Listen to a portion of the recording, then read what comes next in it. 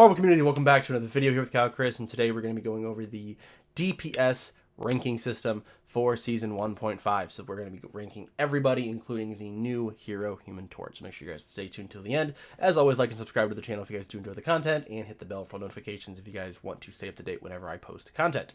So we saw a decent amount of changes for the DPS class, a lot of which were very, very buff heavy. I mean, they did a lot of buffing. I think they almost buffed almost everybody. It seemed like there wasn't a lot of nerfs. There were some changes to things, but a lot of these were buffs. So we'll start here with Black Panther. And I'm actually going to make sure I have my handy dandy notepad up because I want to make sure that I am talking about the characters with their changes, because I also want to go over the list that I previously did, and it's hard for me to remember all of these characters because there's so many DPS characters. I don't remember where I placed all of them. So Black Panther. So Black Panther did not see any initial team changes. However, Black Panther and Psylocke, which I'm going to move over here, saw a change because of magic. So now they're team up together. They have when they go into limbo, they now gain more health back, which I believe is a decaying health shield. However, actually it actually might be permanent health. This is really good for both of these characters. And with all of the other changes, if you guys have watched the Vanguard and the Strategist tier list, we did talk about all of the changes to those. So divers and flyers, man.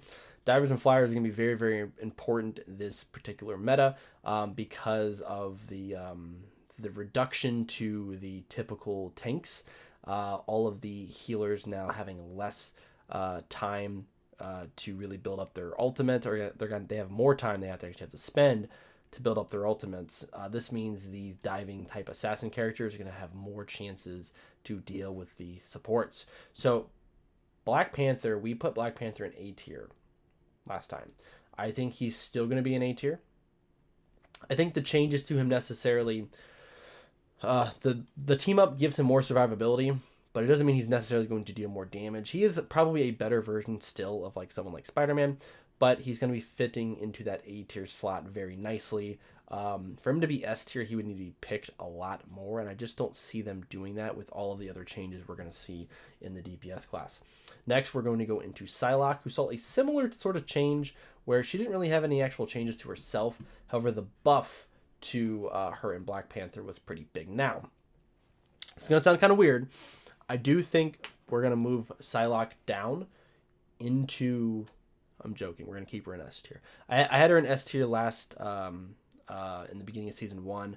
I still think she's going to be an S tier character now with a lower amount of healing ults as quickly. I think she's going to be able to feast on the backlines, and because we're not going to see as many big tanks with shields, I think now you're going to see the diving tanks going into your opponent's backline, and these tanks are just going to leave their backlines kind of all alone, and if they're not playing Namor or Penny or Mr. Fantastic, you're going to be able to just dive in and basically feast on all of them and just build up your ultimate really, really quickly. That brings us to Magic, who I think is one of the de facto, if not the de facto DPS character, who has to be picked or banned every single game. A good Magic player can essentially devour your entire team. She saw a slight change to her normal state damage for one of her abilities, and then an increase to the demon state of the same ability. I believe it was it's whatever her spinning attack is. I think that's the one that they ended up doing. Or it was like the little demon guy that comes out. I can't exactly remember which one they actually changed, just because there's so many changes that are in this class. However, she was already incredibly good. She was already picked probably one of the most in the game, and now I think with these slight changes and less tank characters, I think we're going to see Magic just go up is even more and being incredibly powerful. Again, probably one of the most banned characters we're going to see in the DPS class for high elo. I definitely see it happening. We got Black Widow, who saw a change to her ultimate being nerfed slightly. However, her she now has more cartridges in her primary weapon. I don't think it's enough. I still think she's D tier. There are people who can play her. She's like a worse version of Hawkeye in some senses, but when they start actually buffing her damage and they kind of put her into that Widowmaker category, like how I think like the early seasons in Overwatch were. Then she's probably going to climb up the ladder. She's still a very high skill character, so she is probably one of the highest skills. She could technically be an S rank character, but she's so difficult for some people to play. I don't think it's worth most people trying to learn her right now, just because of what we're going to be seeing with the divers. With the divers in this comp, not necessarily the flyers because she can deal with those, but the diving characters are going to be very, very annoying for Black Widow. Now we go into the 2 current flyers we have, not to talk about Human Torch yet, but we have Iron Man, who saw an increase to his laser beam and his overcharge laser, or his over armor overload beam as well. He also saw a decrease to his gamma charge, which doesn't really matter too much. I think what that's doing, it's just showing people that now you don't have to have Iron Man and Hulk on the same team. You can just play Iron Man, and Iron Man's going to feel really, really good. So he's actually probably going to be kind of the same spot that he was previously, which is in B tier. I don't think he's going to change too much. But he basically turned his damage into what it would have been if you had Gamma, but now without Hulk, potentially needing Hulk on the team, he's just going to be kind of fit in the same area.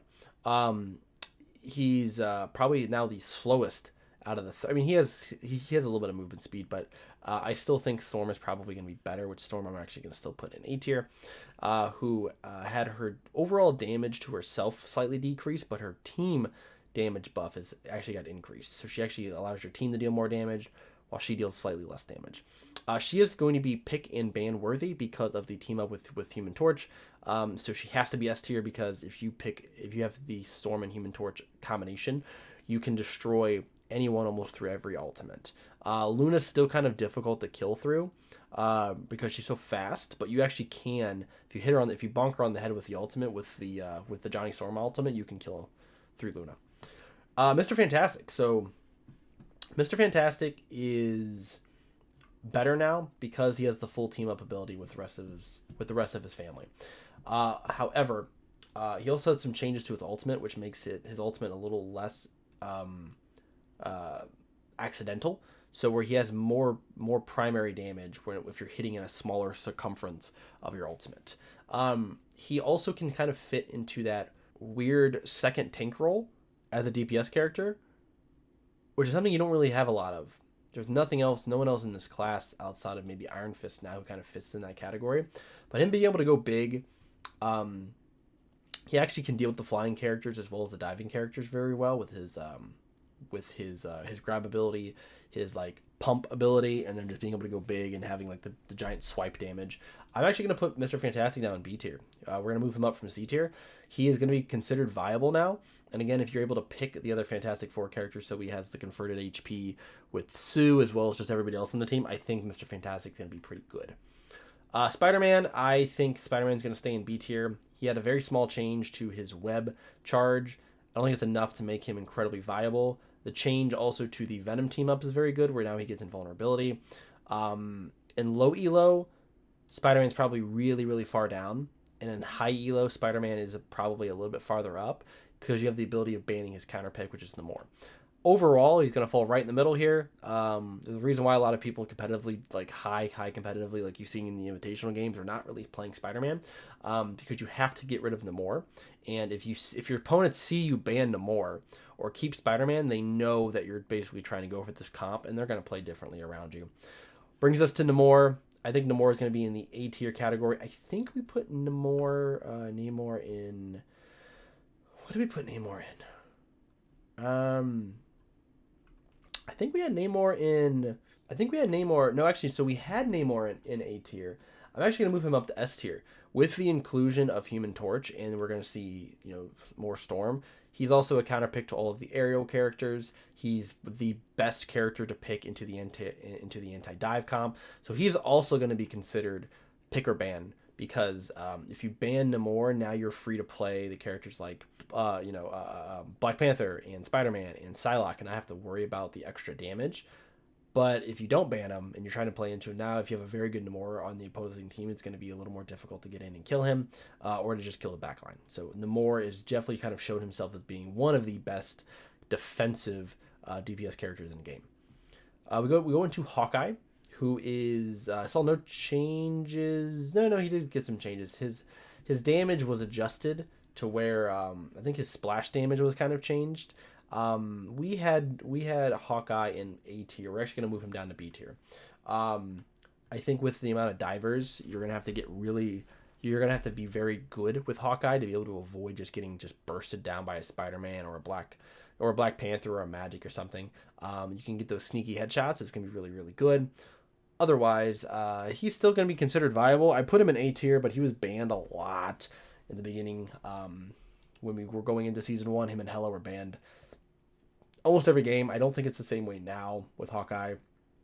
A lot of diving with like Cap, Hulk, the Thing, all these DPS characters. So a little bit less viable, but still an okay character. Someone you definitely don't want to run into. Star-Lord, with the increase of Adam Warlock that we're going to see, Star-Lord has synergy with Adam Warlock where he can resurrect himself. I think the pick rate for Star-Lord is going to go up, which means he is going to be moving up. So he's going from A tier to S tier. No actual damage changes, but he did have a change to where now his propulsion is actually increased by 200 or 400 points. So he's going to be able to fly more, make more plays. And again, I think his pick rate's going to go up. So I think he's just going to naturally just kind of fit into that S rank now. Next is Scarlet Witch, which we're going to see a change in her ultimate where she's going to be giving health now. I think she moves up to C tier. She's still not fantastic, irony, but she's still okay to pick. I think in some matchups you really need to have a Magneto on your team, and even then it's sometimes not worth having Scarlet Witch on your team. If you have a Scarlet Witch and then you have some sort of melee character, you're actually not really able to utilize the DPS role as much. If you need something like a Moon Knight or a Punisher or a Hela or a Squirrel Girl where you need more range, Scarlet Witch is not going to get that done, so you're kind of relying on your teammates then to adjust. And if they don't, and you have a Fantastic or a Magic on your team with a Scarlet Witch, you're actually not really being able to pump out as much damage as you really think you can. So I think it's kind of a problem with her. I think she needs a slight bit of a rework.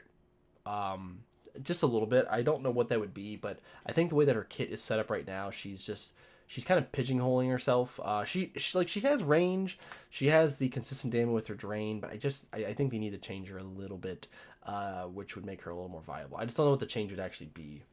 Definitely the ultimate would need change in some way, but the rest of her kit, I think they needs to do some changing to stuff. Brings us to Iron Fist, who we had Iron Fist in B tier last season, or the beginning of season 1.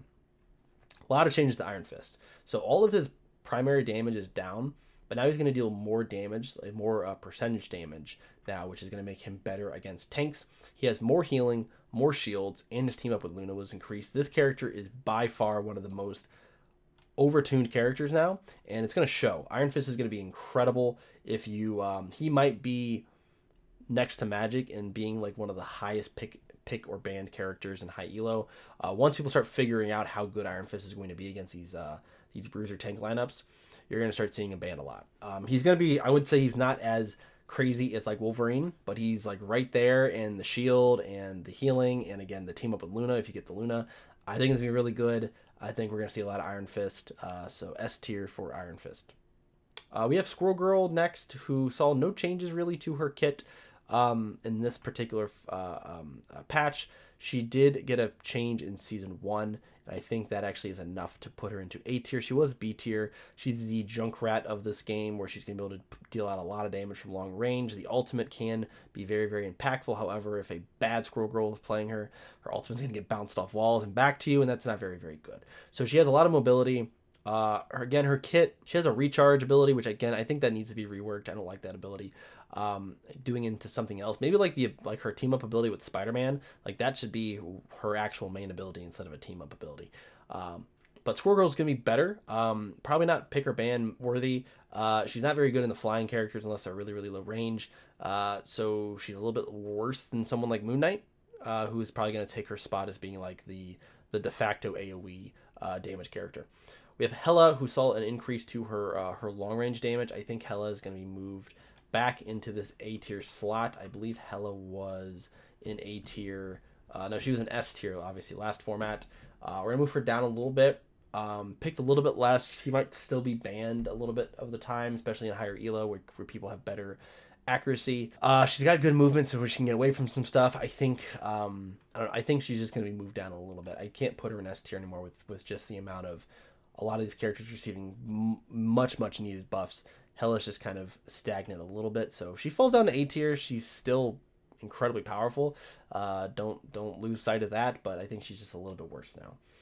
Punisher we had coming in at, I think, B tier. And I think we're going to see a little bit of a rise in Punisher. I think Punisher is going to move up to A tier. With the flyers in the game, he's going to become a little more important, especially if they ban Namor. Now you're going to be able to just have to auto-pick Punisher. And if you get the rocket combination, you get the infinite ammo. It's going to be really powerful. Moon Knight, kind of a similar thing. I think Moon Knight's going to fall, though, a little bit. His damage now no longer is as strong, even though they increase the damage, but they reduce the speed that the Fists of Khonshu actually travel, which is why his ultimate was so impactful, because you had really no time to react. Now you have a little more time to react. I think his ultimate's going back to being somewhat useless, and you're really just focused on the Ankh damage, which is still very good, especially in tight corridors. There's certain maps where picking Moon Knight for a particular instance, or like getting either holding a point or getting through a point, is very good. He's also okay and probably better on domination maps than he is in convoy maps. So we're going to put him in B tier. I believe Moon Knight was in A tier last time. The healing off of the Cloak and Dagger team up is actually really beneficial. It's probably why I put him in B tier, not C tier, because now he has the ability of healing himself too. So a B tier for Moon Knight, still a very impactful character in some instances, but not probably auto-picked at the beginning of maps or just over the course of the game. Unless you're in low elo, and then everyone picks Moon Knight still. Wolverine, he is going to, I think, fall a little bit because of the tanks that we're going to be seeing. So he's very good into Strange. He was not good in the Magneto. He is good into Groot, but I don't think he's good into the other tanks because they have mobility. Also, I think we're going to see more DPS characters in this particular format and less of the dual beefy tanks. We might see one tank. He's still going to be very good. Obviously, he's still an A tier, which makes him, obviously, still one of the better DPS characters in the game. But I think Iron Fist is going to take over that slot as being like him and Iron Fist and Magic are going to be like the 1 and 1A, the 1A, 1B of the damage dealers for like the melee range. Wolverine's going to be a little bit stuck behind until he might get a buff or something that's going to kick him back in the A tier, or kick him back in the S tier. Brings us to Winter Soldier. Winter Soldier's A. He is harder to play in high elos because they kind of know when Bucky ults, supports will ult, and then it kind of counteracts his again. In low elo, you can carry with Bucky a million games to 1 and just drop games. I've done it myself. Carried a lot of games in low elo and building up my Smurf accounts. But Buffy's just a really easy way of like, hey, I want to win games in solo queue. Let me pick Bucky. You get a few picks. You're able to just basically throw team fights. Win team fights, overthrow team fights by yourself. This brings us to Human Torch, the newest DPS character in the game. Human Torch has a lot of flaws, but some very strong key points that I think makes him a little more viable. So obviously the big thing off the table is the Storm team up. We know how powerful that is. But when you really look at his kit, he is a very control-oriented character. So he's not someone like a Punisher, someone like a Psylocke or a Star-Lord, where they're kind of just jumping in, dealing damage. He's not even as like sneaky as someone like Iron Man, right? Iron Man has the ability of like sneaking behind people using his beam, kind of be more of an assassin role. I think it's better to play Human Torch as sort of someone almost like a strategist, right? Where you're kind of separating your opponents by using the firewall, being able to use the tornadoes as well to kind of zone. You have a little bit of crowd control with your smash, with your common ability, but his damage is kind of over time. Like, he doesn't do a lot of burst damage unless you catch somebody out with like a firewall or like 2 primaries and in a comet slam. You can basically kill people that way.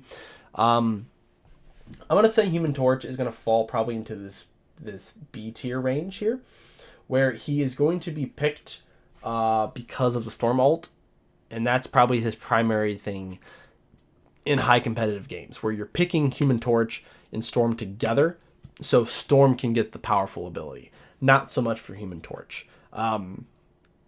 What I think he needs is, I think he needs some sort of shield or some way of being able to have better survivability, because his accelerated mode isn't really enough. Of course, you have the dash, you have your slam ability, which can take you to the ground faster. He is a very fun character to play. You will see me play him a lot on the streams and videos. I'm going to be playing him a lot. But I don't think he's quite there yet. He gets sort of punished, ironically, by Punisher. Iron Fist can just chase him out of the sky. I think he loses the 1v1s to Storm. So there's almost like, why do I pick him then? Because he's just kind of a worse Storm in that, and in that regard. So a little lackluster on his initial launch. But if he sees a little bit of some increases in maybe in survivability, or just some quality of life stuff where he's able to deal a little more damage, I think we might see a rise in Human Torch, but just not right now. So that is my tier list for you guys. Make sure you guys like and subscribe if you guys do enjoy the content, as well as let me know what you guys think of the list. What do you think I got right and wrong? Let me know down in the comments below. Thank you guys for always watching, and I will see you guys in the next one.